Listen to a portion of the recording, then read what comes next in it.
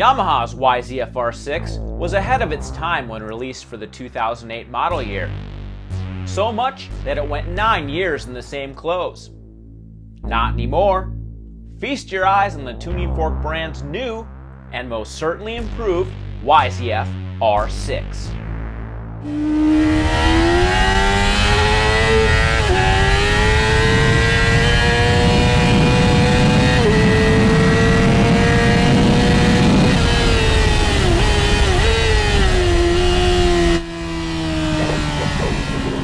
Alright everybody, sorry for my disheveled appearance, but we just got done spending a whole afternoon and morning on this thing, the 2017 Yamaha Yzf-R6. And what a bike. I mean, when the bike first was announced at AIM Expo in Orlando, Florida this past fall, you know, I looked at the spec sheet, I looked at the motorcycle, and I didn't really think that all those changes were going to really amount into a whole heck of a lot. But you know, from the moment I got on this thing this morning at Thunder Hill, I was just blown away by how much of a better motorcycle it is. The one thing that stands out in my head the most is just the handling of this bike. Yamaha spent a lot of time tweaking that handling balance, getting that front end. You know, the R6 has always been renowned for its agile handling, you know, for its front end, for its crazy amount of feel, but this thing takes things to the next level. Not only is it more rigid, but it's still got that cool bump absorption and flex over bumps.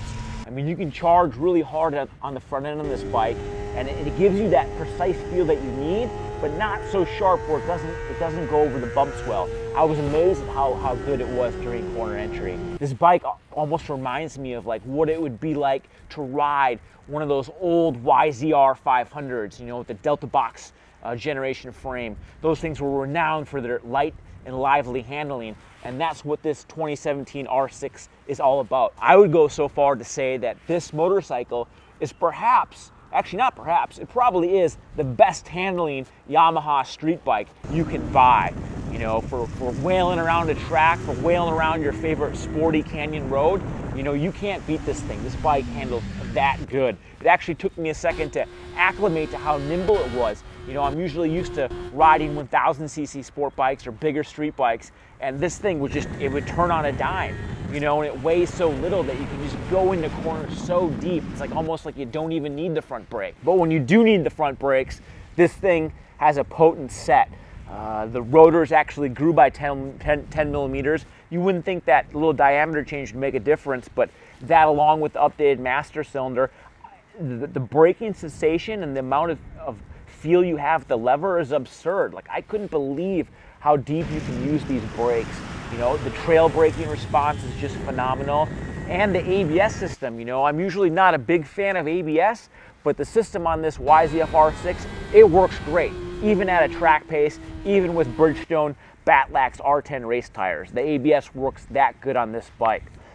Engine, of course, you know, Yamaha was one of the leaders and pioneers in electronics with this YCC-T chip-controlled throttle, YCC-I variable intake funnels. And this thing, like the engine on this bike, even though they didn't touch anything, that original 2006, 2007, 2008 YZF-R6 inline-4 engine was just ahead of its time. And even 8 years later, 9 years later, this engine's still perfectly at home and feels perfectly modern. The YCC-I really allows the bike to actually have some mid-range.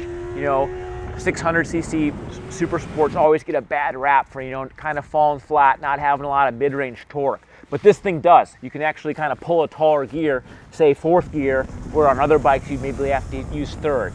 And that just kind of helps you reduce some work. You don't have to shift as much, and just pulls off the corner that much harder. When you get to that top end rush, when you get that thing spooling up to 15, 16,000 RPM, that's where the real power is. And this thing just hauls, it wails.